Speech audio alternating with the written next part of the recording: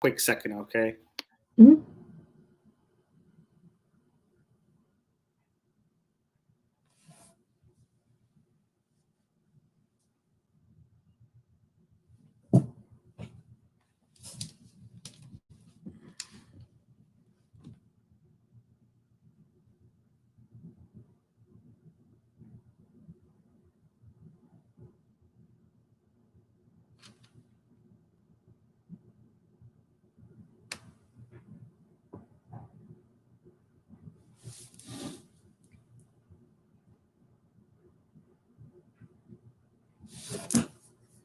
All right.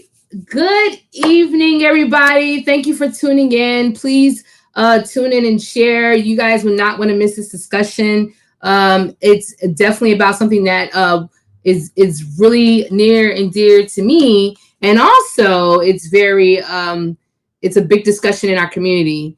And so we have here tonight Delegate Gabriel Acevero. Did I say that right? Did I say it right? That was a good attempt. Acevero. Go ahead and say it for me, Gabriel. Go ahead and say it for me. So I'm Delegate Gabriel Acevero, and I represent District 39 in Montgomery County. Yay! Thank you so much for being on with us tonight. So, what would you like me to call you? Delegate Acevero or Gabriel? Whatever you're comfortable with. Okay, so we'll go with Gabriel. So, I don't know if you know that we live in Frederick. So, we have definitely been talking a lot and protesting a lot about law enforcement accountability. And if you do not know, we have one of the most controversial sheriffs, Chuck Jenkins, in our area. And so we have been protesting a lot about, accountability in his sheriff department, and also we're lacking diversity in our law enforcement. So we want to bring that into our community, but we've been very vocal about a bill that you brought forward, and we're going to talk about that tonight. But I want to first start off and tell me about you. Before you became a delegate, you were an activist. So tell me about that. What inspired you to be an activist in your community, and what inspired you to run for state delegate? Yeah, I feel like that's a different question for Black and brown folks, LGBTQ plus folks, for women, for people with disabilities, for any oppressed group in America. It is a difficult question when someone asks, why are you an activist, and what got you engaged and wanting to change the things that you do not like. And really the answer to that is, I do it out of necessity. I do it out of necessity the same way Black women do their advocacy and activism out of necessity, the same way LGBTQ plus people do their activism out of necessity, the same way people with disabilities, right? Low-income people, working poor folks, the people who exist on the margins of our society, right? We do this out of necessity because we understand that systems have been created to ensure that we are either left out, left behind, persecuted, right? Or our communities are left destitute as a result. And so we do this because we recognize that the people who benefit from these very same systems that oppress us oftentimes aren't willing to dismantle them. So we are forced to do this work out of survival, out of necessity, because if we don't, and that's not to say there are not any well-intentioned allies, or as I like to call them, co-conspirators, because that's what we should all be striving to be, co-conspirators in each other's liberation, right? So I don't doubt that there's well-intentioned allies and co-conspirators, but we do this work out of survival and out of necessity, because each and every single day when I leave from my home, I understand that this country views me in a number of ways. Foremost, this country views me as I appear, which is a Black man. And then they view me as an immigrant when I open my mouth. Right. When they view me as an LGBTQ plus person, when they know the work and they know the kind of challenges that I and other people like me who identify as LGBTQ plus have to experience. Right? And then when we talk about, folks' background, my background in particular, being formerly working for, that also informs the work that I do and the way that I advocate. So I really do this to just stress it again. I do it out of necessity and out of survival, the same way any other oppressed group does. Because if we don't do it, this capitalist, white supremacist, classist, patriarchal, homophobic, transphobic, ableist, an oppressive system literally eat us alive. Yep. I agree. I totally agree with that. And I think that the fire in your belly and that hard work that you've been putting toward being an advocate and speaking for the LGBT community, speaking for as a Black man, speaking as an immigrant, speaking as all those things of being oppressed, you have been a powerhouse in Annapolis. And so we will be talking about that. And we all know that globally law enforcement has been abusing our communities. Their abusive behaviors have been gone unchecked and unnoticed, and justice has not been served for decades. Okay, if we even talk about how law enforcement was even like formed, like that was oppression against the Black community in the first place. That's why law enforcement was even formed. To go all the way back. Yeah, go all the way back. It was to catch slaves. Like that. We cannot transform a system if we don't understand its origins, its inception, and what the purpose of these systems and organizations and institutions when they were established. And what we know is that the inception of policing in America, law enforcement in America, came out of slave patrols and really white supremacist, white nationalist foundation. So we're having discussions about white supremacy and white nationalism in law enforcement and the infiltration of white supremacist and white nationalist groups. It should come as no surprise, because when you look at the origins of these institutions, the institutions that you see today, the law enforcement institutions that you see today, came out of that. Right? We have to be honest, if we ever plan to meaningfully transform and reimagine public safety, as I hear a lot of my colleagues and a number of people in the public sphere use. But to me, reimagining public safety must mean transparency, it must mean accountability, and it must mean community oversight over the way public safety is administered in our communities. And this is not a novel idea, right? Something that we see HOAs, homeowners associations do, that sort of control the way public safety is administered in their communities, right? That is what we need to see when we talk about reimagining public safety and how we truly keep our communities safe, how we build trust. Because quite frankly, you can't have trust without accountability, and you can't have accountability without oversight, control, and without transparency. I totally agree. So could you tell me what bills that you have presented and explain those bills to our community? Yeah, so I've introduced this session a number of bills related to police transparency and accountability. I reintroduced Antons Law, Bill 20, that I cross-filed with Senator Jill P. Carter from Baltimore City. And her bill is Senate Bill 178. That's Antons Law in the Senate, which I'm really proud to report that the Senate Judicial Proceedings Committee and the Senate voted out Antons Law this past week in the strongest posture possible. And now it's heading over to the floor. And it's one of the bills that I reintroduced. And the reason why that's important is because it gets to the heart of what it means to build trust. And we have to have transparency in the way that law enforcement police, the way they do their jobs, and the way they do their jobs in our communities. Antons Law is about reforming the Maryland Public Information Act to ensure that investigative and misconduct records are accessible to the public.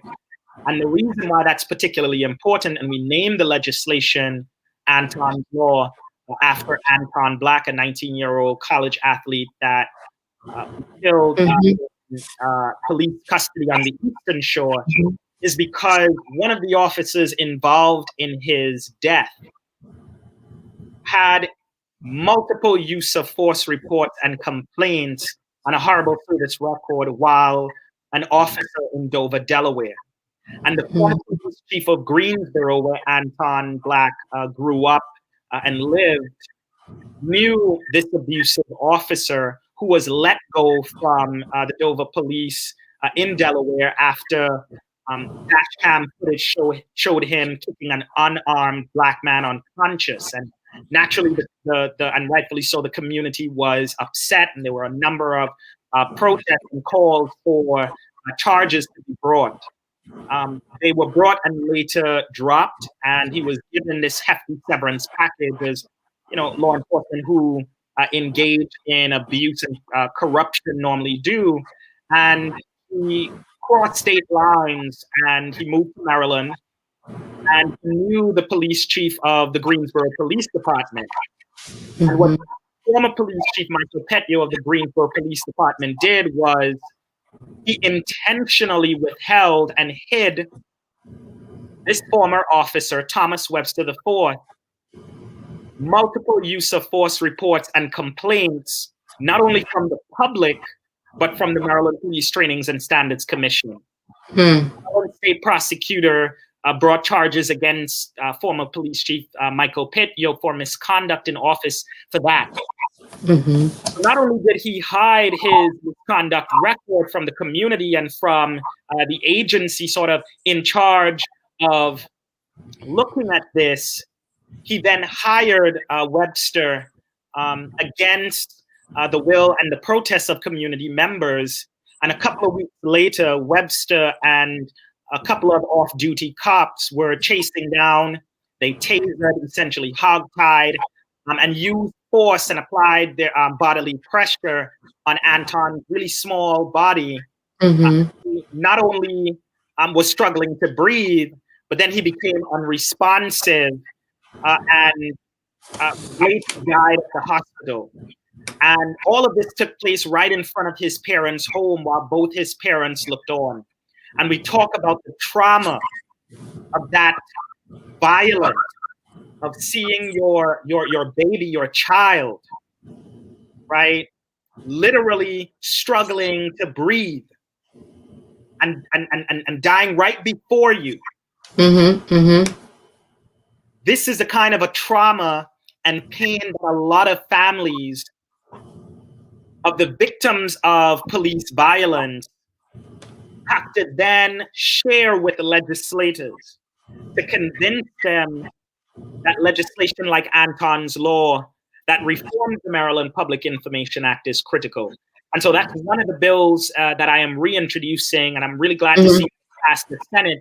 But I think we need to see some movement on the House side on it, because the family and the community that helped raise Anton not only deserves transparency, justice, accountability, but closure. And I think we send a signal to the family and to the community that not only this young man should be alive today, but our laws are woefully inadequate in protecting those most vulnerable, as we have seen for many years. Antons Law is one of those bills. The other bill is House Bill 151 that repeals the Law Enforcement Officers' Bill of Rights, which in essence is a state statute that provides procedural protections and privileges to law enforcement officers accused of misconduct. And what it does is really perpetuates the system of police policing themselves. There's really no kind of accountability and oversight by the community and input. There's really no kind of information sharing. And really with this the OBR is just all these privileges that are afforded to law enforcement that impedes the kind of accountability and transparency that communities have been calling for. And so my bill, House Bill 151, would not only just fully repeal it, but it also would reimagine and look at a system that not only balances the due process rights of law enforcement officers, because like every other public employee, law enforcement officials should have due process rights. To say that if we were to repeal the Law Enforcement Officers' Bill of Rights tomorrow, and I believe that we're heading in that direction, law enforcement officials in our state would have the same due process rights as state and local public employees. So this is about additional and procedural and privileges that we afford law enforcement that ordinary Marylanders do not have. Hugely problematic, because when we talk about building trust, there's no way to build trust if you have a law like the Law Enforcement Officers' Bill of Rights that impedes accountability. And another bill that I introduced along with Delegate Janelle Wilkins is House Bill 1089, which is the Police Free Schools Act, along with Delegate Janelle Wilkins' House Bill 496, the Counselors Not Cops Act. And what that really gets to is the reimagining. What's the House Bill number again? I'm putting it in the chat. What's the House Bill number again? Yeah, so it's 1089 and 496, the Police Free Schools Act and the Counselors Not Cops Act. Really designed to reimagine public safety, reimagine school safety rather, and what it means to really keep not some, but all of our kids safe. According to the Maryland Department of Education, nearly 70% of school-based arrests are for minor infractions. So disruption, trespassing, drug-related offenses, run-of-the-mill fistfights. A majority of school-based arrests in Maryland are for minor infraction. And of that number, Black students, Black children share a disproportionate.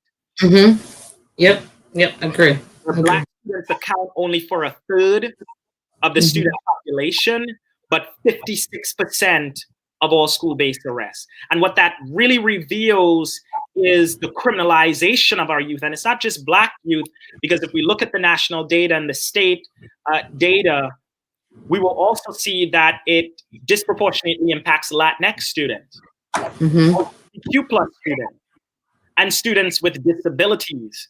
There are a number of kids and parents who shared their trauma at the hearing for House Bill 1089, the Police Free Schools Act. One mother shared how her son, who has autism, got into an argument with another student, and he began hitting his head against death. And the SRO was called, and the response was to use the tools of trade, handcuffs, and put this 11-year-old boy in handcuffs for over 20 minutes, fracturing his wrists and creating a persistent fear of law enforcement. This is the reality of a lot of our children who are Black, Latinx, LGBTQ+, have a disability. And if you exist at the intersection of Black, Latinx, LGBTQ+, and having a disability, then you are doubly at risk of not just being arrested, but being put into the school to prison pipeline, where we force young people to navigate a complex criminal legal system. Because let's be honest, our legal system in America is not only messed up, but it is very complex in terms of navigating and really getting justice. And depending on where you're from, how you live, and how much money you have, it will determine really the kind of a justice that you receive from this system. And so forcing young people to navigate a criminal legal system, it disrupts their education, and it leaves them with these long-term mental and damages and trauma that leads to children ultimately dropping out or their likelihood of dropping out of school being higher. And so what we're saying with these two pieces of legislation is we need to rethink school safety. And we need to look at the evidence-based solutions to keeping not some, but all of our kids safe. And what is that?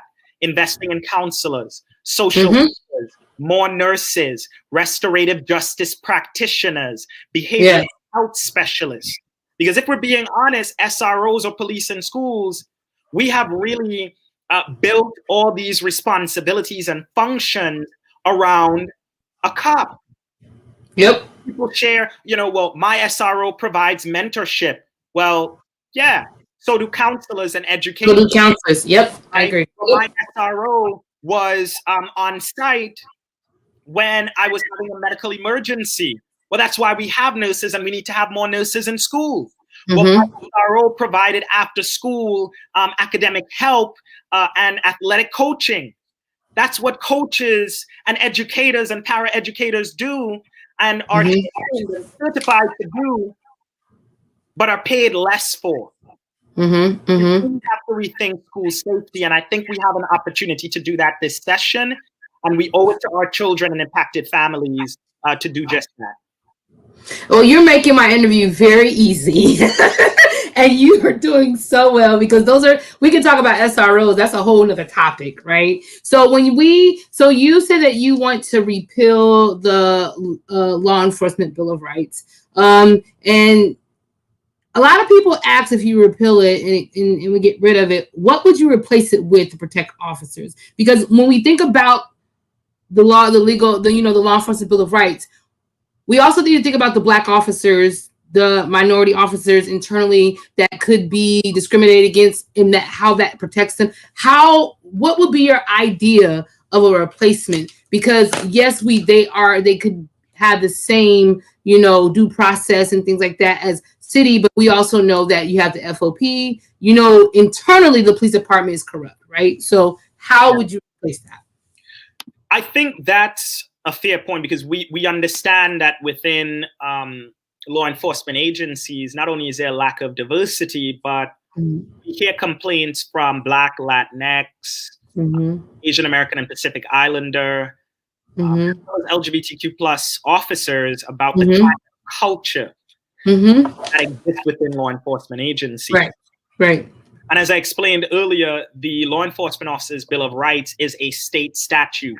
Maryland was the first state to pass an LEOBR that, in essence, provided America with the blueprint on how to protect corrupt and racist cops.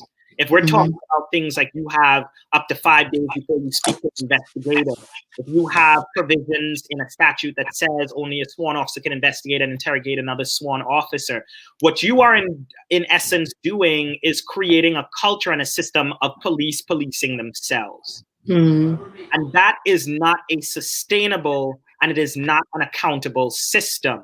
And the LEOBR is a big impediment to that. So not only do we want to repeal it, I am certainly sympathetic to those folks who say, well, what about those Black and brown officers who experience the kind of a workplace discrimination and retaliation and the protections that are afforded under the LEOBR? And let me be clear, as I said earlier, if we repeal the Law Enforcement Officers Bill of Rights tomorrow, law enforcement officials in our state would have the same due process rights as every other state and local public employee. So my bill, House Bill 151, that repeals the LEOBR, not only repeals it, but I have introduced some sponsor amendments that will sort of create the system of what replaces it. And so, for instance, we're focused on, it would really start from scratch in reimagining what discipline of police officers should look like. It would minimize the extent to which law enforcement officers have extra due process rights, disciplinary proceedings that do not apply to other government employees. Remember what I said earlier, no other public employee really are afforded the kind of protection and privileges that the Law Enforcement Officers Bill of Rights provides to officers accused of misconduct, abuse, and corruption. And this is about ensuring parity, but it's also about ensuring that no one group of people have extra due process rights in disciplinary proceedings compared to other groups. And so that's what my amendment will sort of address. It will also create a streamlined system that focuses on the substantive question of guilt or innocence without these unnecessary procedural barriers that you see under the LEOBR today that prevent or delay discipline, which is a huge problem, right? Because we talk about the disciplining of officers that take up to a year or even more. And when we don't have these discipline proceedings and we don't have disciplinary action coming down in a timely manner, that sends a clear message to the community. But it also sends a clear message to other officers within that agency that you can engage in the kind of behavior that you see that is abusive, racist, corrupt, and that you would be able to get away with it with impunity and instead get a holiday or vacation through paid leave. And even when you are let go, being given this hefty severance and not decertified, which is a really important piece of all of this. And let me just talk about the other elements of what would sort of replace LEOBR to your question. It would also establish a specific person or entity who is responsible for discipline and who can be held accountable for a lack of discipline, because we know that's an issue as well, instead of allowing police to police themselves, right? Or to oversee these kind of investigations, which is the case right now. But it would also allow for local jurisdictions to create, through local legislation, external oversight bodies. Remember what I said earlier, reimagining public safety must mean transparency, it must mean community oversight, and it must mean control over the way public safety is administered in our communities. And so what that would do is allow local jurisdictions to create these external oversight bodies, which are key to community oversight, but also to control. And then lastly, it would preserve legitimate due process rights of officers as civil servants. As civil servants, as any other public employee, and who can only be disciplined for cause. And so that's what we're looking at in terms of replacement language and what a system would look like post LEOBR repeal. And I think that's where we need to be headed. We do not need a statute, a law that provides procedural protections and privileges to law enforcement officers that other public employees and you and I, well, I know, you're in different capacity, but like ordinary Marylanders do not have. So do you feel like that if it was repealed, it would bring more power back into the community, and that the community could, corrupt officers could be convicted, and the community would feel safer if it was repealed? Do you feel this way? I think it would have a profound impact on accountability and on community oversight, but we have to get it right? We have to ensure that we're not just doing a full repeal, but we are replacing it with a system that allows for that kind of accountability by the community. And so, yes, I do believe that, but let me just say this right now, that Antons Law, the bill that I just mentioned earlier, House Bill 120, Antons Law and LEOBR repeal, House Bill 151, are inextricably linked. They are companion bills. If we repeal the LEOBR, we must pass Antons Law or MPIA reform, because LEOBR deals with the privileges and the protections that are afforded to law enforcement officers accused of misconduct, a complaint, in custody death, etc. Antons Law or MPIA reform deals with everything before that. Law enforcement agencies do their job. Remember what I said earlier about Thomas Webster the Fourth, and the kind of a rap sheet that he had. And there's a commonality when we talk about the cases of Michael Brown and George Floyd, the officer responsible for his death, Derek Chauvin, and many other cases. There's a common thread. These are former officers who have had a rap sheet, a history of abuse that went ignored, that was covered, that were covered up, and that was shielded from the public. And that information is critical because it would allow the community and it would allow us to flag and address abusive cops. So if we repeal the LEOBR alone, it will not provide real transparency and accountability. We must also pass Antons Law the way the Senate did. They passed Senate Bill 178. Now we need to act on it on the House. And we also need to pass the House Bill, House Bill 120, to ensure that we have that transparency to go along with the repealing of the LEOBR and a statewide use of force and independent prosecutions, but also dealing with the issue of white nationalism within law enforcement. Right. And that's what I was getting to. Like, how are we going to be able to clear up that whole internal corruption that is keeping those officers there? Because if we don't clear them up, then it's kind of like where that repealing, it doesn't help, because you have those. Yeah, well, absolutely. And you're right. Part of it is changing laws, but also part of it is about changing culture within law enforcement agencies, because there are cultures within law enforcement agencies that embolden abusive cops, corrupt cops, right? Because if you have a culture where you can engage in that kind of behavior and get away with it, the people who do engage in that behavior will continue, and those that are watching will begin to engage in that behavior, not only because they know that they'll be protected, but it would come with impunity. And that's what we're trying to change. That is what we need to change. It's a complete transformation and a rethinking of how we see public safety and how we see the role of law enforcement in our communities. Now, when you talk about amending, are you using the input of community leaders, civilian review boards, political officials? What people are you using to make that whole amending? Like, if you repeal it, what would you replace? Are you bringing in some input from people as such?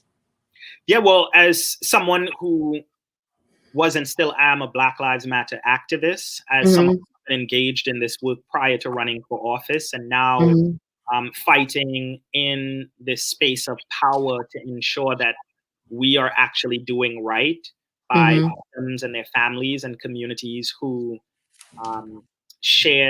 who hold and carry this pain and this trauma from violence. So I've been very familiar with this work. I've been engaged in this work, but I've also been doing it in collaboration with a number of other folks and groups. Okay. So for instance, we worked on Antons Law and we introduced it. I introduced it my first session in 2019 after working with the Coalition for Justice for Anton Black, after working with his family, but also other advocacy groups. We crafted this legislation that gets to the heart of transparency, that would ensure that we're flagging and addressing abusive, racist, and corrupt cops, right? Similarly, when we talk about LEOBR repeal, these two bills that I mentioned, as well as my Police Free Schools Act, are legislation that are supported by the Maryland Coalition for Justice and Police Accountability. And this is a statewide coalition made up of 90 plus organizations from across our state. 90 plus organizations, from the faith community to racial justice, to social, to economic justice, to labor, to community groups, have come together to push 5 police reform measures, 3 of which I'm introducing One is Antons Law, two is the repeal of the LEOBR, and then we spoke a little bit about the replacement language, but three is the Police Free Schools Act, House Bill 1089. And so we've been working with the coalition, we've been working with impacted communities, and that's something that I've been doing prior to being elected to office, because what I know is that those closest to the pain are closest to the solution, but seldom are they closest to power. And so we as policymakers have a responsibility to listen to the people most impacted, listen to the victims and to the families and the communities who have, or who are rather still reeling from police violence. And then we need to ensure that we're changing the parts of the laws that allow for these kind of abusive, corrupt, and racist cops to do what they do in our communities and to get away with impunity. Thank you for that. So you've been very informative, and I must say I have been paying attention to your bills, and I have been in support of a lot of your bills, actually all three of them. So I do support what you're doing, and I'm happy that I asked the question about, you know, what would you put in place, because that was my concern. Like, because I'm not an officer, I'm a civilian, but I do know a lot of Black officers that are targeted, and I do know that they're like, well, what's going to happen? Like, how is that going to? They want to get rid of the same corrupt police officers. You have a lot of police officers that want to get rid of the corrupt police officers. Absolutely. And this is why, and I say this all the time, the biggest threat to a good cop is a bad, corrupt one.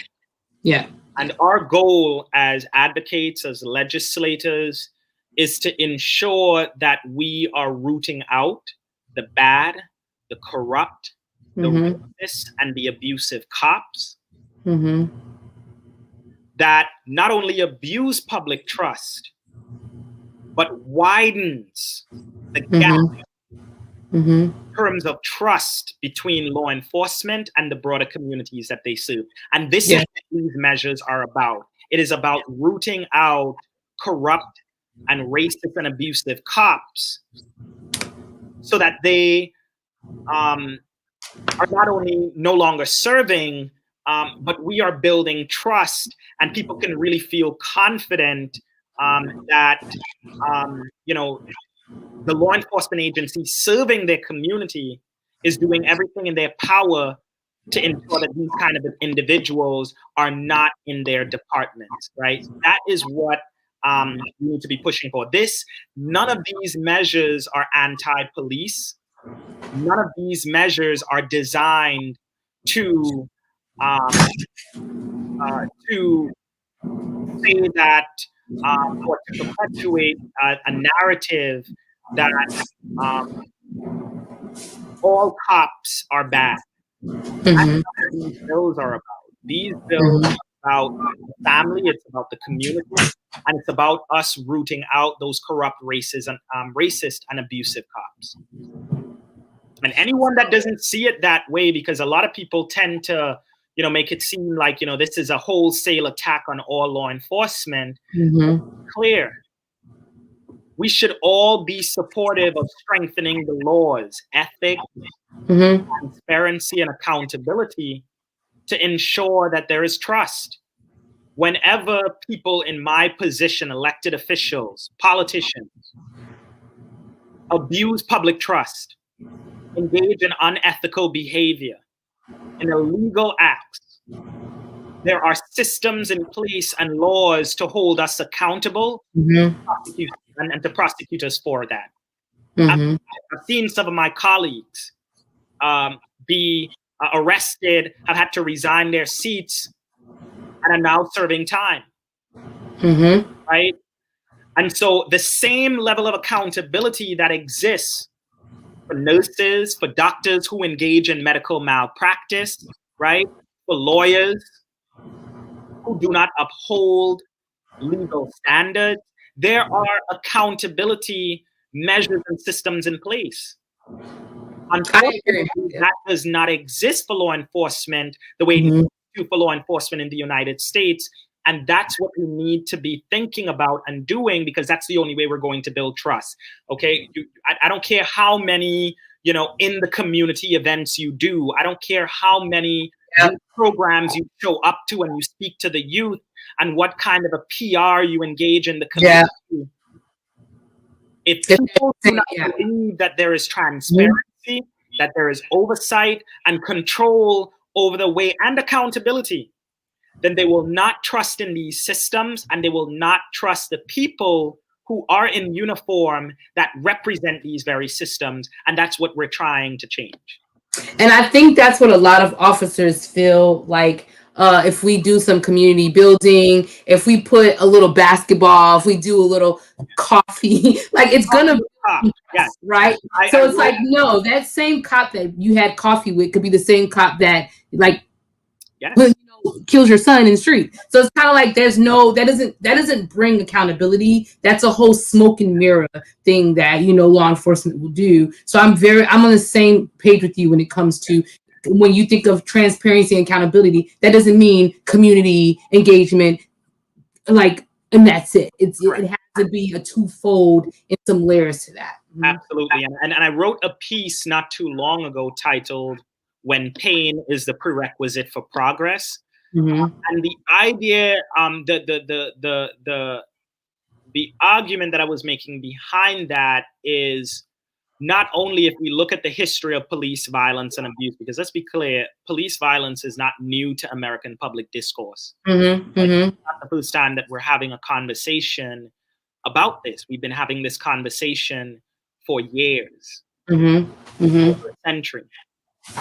And so in that piece, I talk about the importance of us not just passing these important laws, but as I mentioned in the piece, we cannot train and coffee our cop our way, right, out of systemic oppression. Cannot do that, right? Not a diversity issue. This is not we're going to add a few more Black officers, Latinx officers, API officers, LGBT officers. This is greater than that, right? This is bigger than that. This is more than just about diversity. And we cannot train and coffee with a cop our way out of systemic oppression. Yeah, it's a systemic, Right. We really have to address it as such.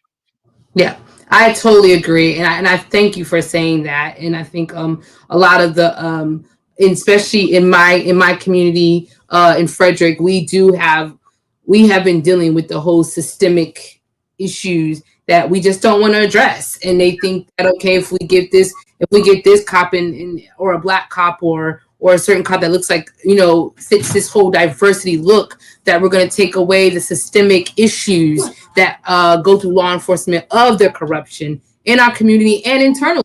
So I definitely agree that it's definitely deeper into that, and we have to support the bills to move things forward, and they have to be put in place. And so, what are the ways that our members can support your bill? Our community can support your bill in Frederick. And another question is any of our delegates in Frederick supporting your bill?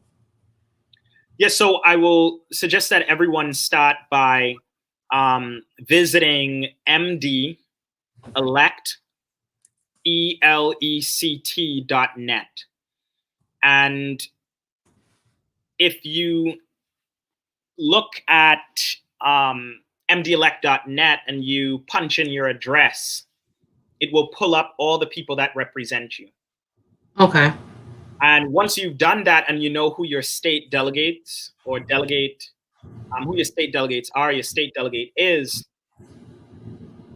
as well as your state senator, even though the Senate passed Antons Law, Senate Bill 178 already, as well as a number of other police reform packages. Once you know who represents you, but particularly your House member, your state delegate, you can call and email them and let them know that it is time for real police transparency and accountability. And we need to pass Antons Law. We need to repeal the Law Enforcement Officers' Bill of Rights. A strong statewide use of force standard that governs the interaction between law enforcement and civilians, and prioritizing de-escalation and sanctity of life. and a duty to intervene by other officers who witness abuse. You know, we talk about that. There's a case right now in Prince George's County where a Black Prince George's County police officer witnessed use of force by white colleagues. And not only did she open an investigation, but now she's dealing with potential discipline and ramifications for even exposing and pursuing something like this, right? And this is the thing, right? You know, it's not just our community. There are officers within these police departments and within the sheriff's office that see this kind of abuse on a daily basis, that see the kind of things that take place. And we have to create the environment and the culture where officers of color, where all officers really, when they would do what they ask the public to do every single damn day. And what's that? If you see something, say something. Yep. You literally drill this into the public's head. If you see something, say something. But when we look at the culture of police departments and accountability, you see that there aren't a lot of officers who, when they see something, they're saying something or reporting or speaking up. And those brave officers that do are then subjected to retaliation, to further discrimination and singling out because they expose a system that we already know that is not just racist, but corrupt. Corrupt, yep.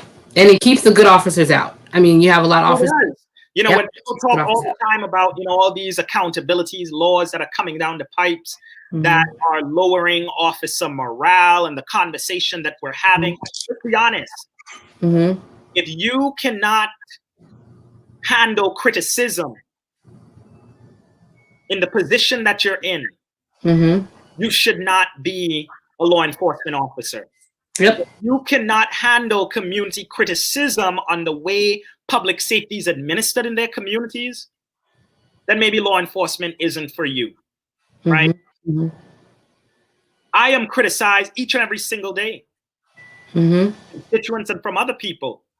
And I recognize that people have the right and the freedom to be able to do so, but also recognize that within some of these criticisms are opportunity for us to work together and for us to think differently. And so what we do is we try to equate criticism of law enforcement and police and sheriffs as being anti-police, and that's dangerous. And the reason why that's dangerous is that when incidents of police violence and police brutality take place, we are unwilling to speak up and to call out abusive behavior out of fear of being seen as, you know, anti-police or being against all law enforcement. No, we all want to see the relationship and the trust between law enforcement and the communities that they serve improve. But we can't do that with this current system.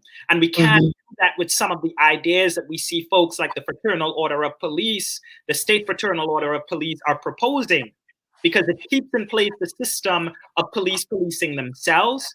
And that, if we look at history, has not gotten us any closer to transparency, accountability, oversight, and justice. I totally agree with you. And I must say that I am so excited that you are here. And you definitely inspired me. I just made my announcement that I will be running for state delegate in our district. I'll be the first Black woman running for state delegate. And law enforcement is actually one of my platforms. So that's why I definitely had to bring you up, because it's like, hey, like, this is perfect, right? So, and congratulations. And thank you so much. It's really important because as I mentioned in my piece, when pain is the prerequisite for progress, I really talk about sort of like this history of police violence, whether we're talking about journalists like Ida B. Wells, who risked her life many times to report on the cases of police violence in the South, whether we're talking about, if we fast forward some more, to the people who have been fighting against police violence in the early 19th century. When we fast forward a little bit more to the civil rights movement, we talk about Dr. King's I Am a Dream speech, right? on the steps of the mall. But in Dr. King's I Have a Dream speech, something that not a lot of people know or quote is where he says, as long as the Negro is the victim of unspeakable police brutality, we cannot rest, right? We fast forward a little bit more, we see folks like Paul Robeson and the Civil Rights Congress had presented a report to the United Nations called We Charge Genocide. Yep. We Charge Genocide, that documents the cases of police violence against Black people in the United States from 1945 to 1951. We fast forward a little bit more, we see Malcolm X and even the Black Panther Party. That was created, and one of its objectives was ending police violence against Black people in America. It was. Fast forward a little bit more, we see cases like Rodney King, Amadou Diallo, and so many other folks. Fast forward even more to the 2000 and the emergence of the Black Lives Matter movement, now the largest movement really in human history, but we're pushing and we're still pushing for these very changes to the law, to these accountability mechanisms that we've been calling for quite frankly, a long damn time. A long time. As Fannie Lou Hamer said, we're sick and tired of being sick and tired. Yeah, I agree. I was at a rally earlier today and I was listening from a mother who's been advocating for 28 years on police transparency and accountability.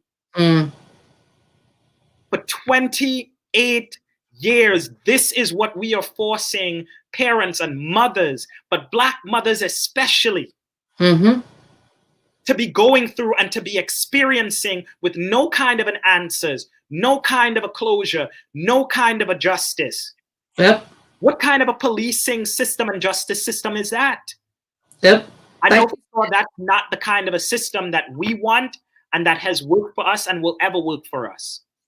And I agree. I think like when I asked you like what made you run for state delegate, and you said about it's a necessity, like it's what we have to do. And being a Black mother of a son that is a teenager and have to go out in the community, I think about that. Like I have to change this because my Black son could be that dead Black body laying in the street like a dog. Like my Black son could be with a knee on his neck. Like it's a necessity. So I definitely understand it when you said it. When you said that, you reminded me of something that a mother said at the rally today on Lawyers Mall in Annapolis. And it really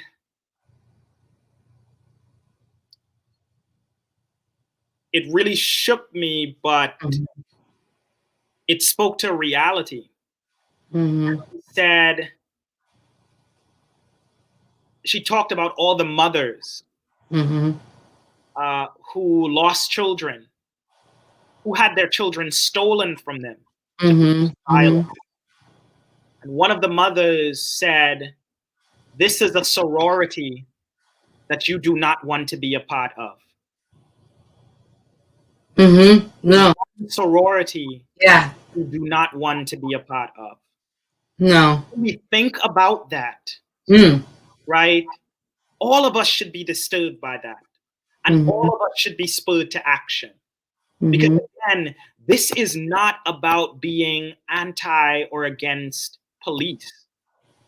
This is about reimagining public safety in a way that ends the kind of a brutality and lack of accountability and transparency that we've seen for a very long time. That is what this is about. It is about no more Anton Blacks, no more Freddie Grays, no more Corin Gaines, who was shot with her son in her arm. No more William Reeves, no more Robert White, no more Emmanuel Okatuga. That is what this is about. Yeah. And I definitely want to make sure that our delegates are supporting this in our district and everybody that's watching. I do get a lot of people that watch these videos, and we need to hold our delegates, our officials accountable and making sure that they do support bills like this, because it does affect our community. If we are not going to hold our delegates accountable, we can't protest in those streets and keep protesting if we're not going to hold our delegates accountable. We can't ask for 287G to change if we're not going to hold our delegates accountable, make sure that they are supporting bills like Gabriel's bills and such, because it doesn't just it also helps it helps the Black and Brown community. So I encourage who's ever watching, make sure that our delegates in Frederick are supporting his bills. There are a lot of people, and you're absolutely right, Carolyn. I'll just add that there were a lot of people who took to the streets, and in previous years, right? There are people that show up, right? People that protest, sit in, and rightfully so. Now is the time for us to go from protest to policy. Now is the time for us to not only get behind the policies that will bring about what it is that we're demanding in the streets, but provides the family with some semblance of justice and closure. That is what this is about. It is not enough for you to say Black Lives Matter. Not enough. Not support the policies that would make that statement true, right? I know Black Lives Matter. I know this, right? Now we have to support the policies that would make that statement true. If Black Lives Matter, pass Antons Law, which I would add, a recent Goucher College poll on police reform showed that 87% of Marylanders support making investigative and police misconduct records public. 87% of Marylanders. And that's exactly what Antons Law would do. Because Anton Black would have been alive had the community and had the public not only have access, but understand what kind of abusive cop this person is. And he is undeserving and should not be patrolling our communities. This is critical. And we got to move from protesting, in fact, continue protesting, right?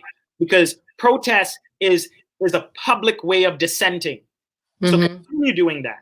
But we must also show up in spaces of power. We must also contact our state delegates, our state senators, but we must also contact our congressperson and our senators, because there's some things that need to be done at the federal level too, and there's some things that we need to do at the local level as well. So at every level of government, you should know who your city council member or county council member or county commissioner or county executive or mayor is. At the state level, you should know every delegate that represents you and state senator. And at the federal level, you should know your congressional your congressional representatives, and you have to reach out to them and ensure that they hear you and they know you stand on these issues and what you need them to do around police transparency and accountability.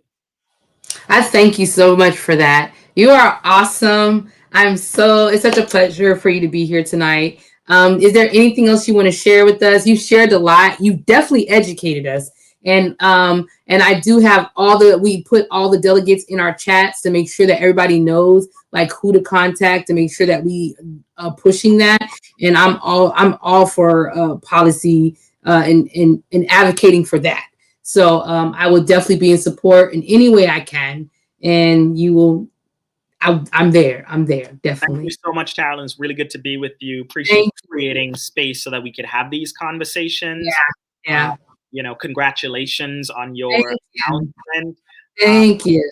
And my hope is that, you know, we would see more people with fire in their bellies and passion to serve and to serve marginalized and oppressed people who are oftentimes, you know, because I firmly believe there's no such thing as people who are voiceless.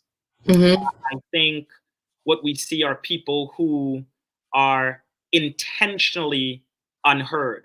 That I love that one right there.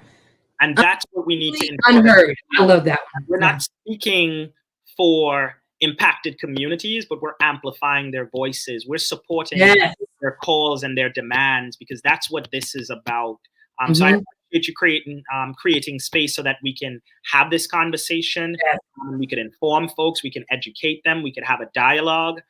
but also we can do the work that is necessary to bring about this transformative change that, you know, you and I were talking about this evening, and that families and victims have been pushing for a very long time. So I thank you very much. Thank you. Really appreciate you. And thank you. Keep up the good work. Keep up the good work. You're doing great. Thank you so much. Thank you so much. Bye-bye.